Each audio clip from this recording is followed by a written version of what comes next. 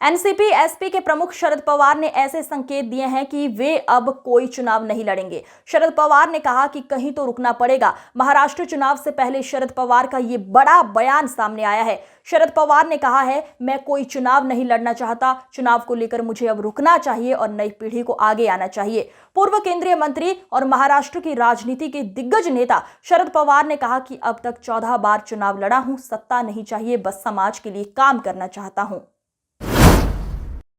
शरद पवार ने अपने बारामती दौरे के दौरान कहा, मैं सत्ता में नहीं हूं, मैं राज्यसभा में हूं। मेरे पास अभी भी 1.5 साल का वक्त बाकी है। 1.5 साल बाद मुझे सोचना होगा कि राज्यसभा जाऊं या नहीं। लोकसभा तो मैं नहीं लड़ूंगा, कोई भी चुनाव नहीं लड़ूंगा। कितने चुनाव लड़े जाएं? अब तक 14 चुनाव हो चुके हैं। आपने एक बार भी घर नहीं बैठाया मुझे। हर बार मुझे निर्वाचित कर रहे हैं, तो कहीं तो थमना ही चाहिए। मैंने इस सूत्र पर काम करना शुरू कर दिया है कि नई पीढ़ी को अब आगे आना चाहिए।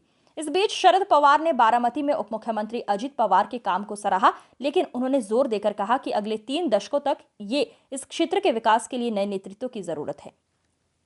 शरद पवार अपने भतीजे एनसीपी एसपी उम्मीदवार योगेंद्र पवार के लिए प्रचार कर रहे थे। योगेंद्र 20 नवंबर को होने वाले विधानसभा चुनावों में अपने चाचा अजित पवार के खिलाफ चुनाव लड़ेंगे। बारामती के सिर सुफल में एक सभा को संबोधित करते हुए शरद पवार ने कहा कि इस साल की शुरुआत में बारामती लोकसभा सीट के लिए मुकाबला कठिन था, क्योंकि ये परिवार में लड़ा गया और अब 5 महीने बाद क्षेत्र के लोग ऐसी ही स्थिति देखेंगे। बता दें कि बारामती की सांसद सुप्रिया सुले ने आम चुनाव में भाभी और अजित पवार की पत्नी सुनीत्रा पवार को हराया था। योगेंद्र पवार अजित पवार के छोटे भाई श्रीनिवास पवार के बेटे हैं।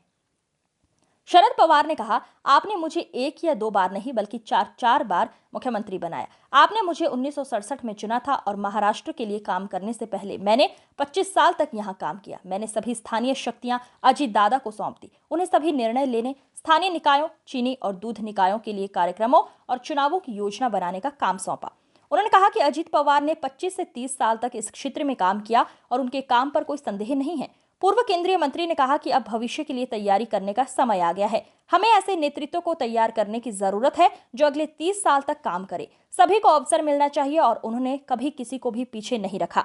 अजित पवार पर कटाक्ष करते हुए उन्होंने कहा, अगर कोई ये कहता है कि वो सब कुछ ले लेगा तो लोग कुछ ना कहें, लेकिन ऐसा नहीं है, लोग इसे नहीं मानेंगे। शरद पवार ने आगे कहा कि हालांकि वो वोट मांगने नहीं आए हैं, लेकिन बारामती के लोगों ने उन्हें कभी निराश नहीं किया है। इस अंक में फिलहाल इतना ही। अगले अंक में फिर होगी मुलाकात। तब तक के लिए नमस्कार।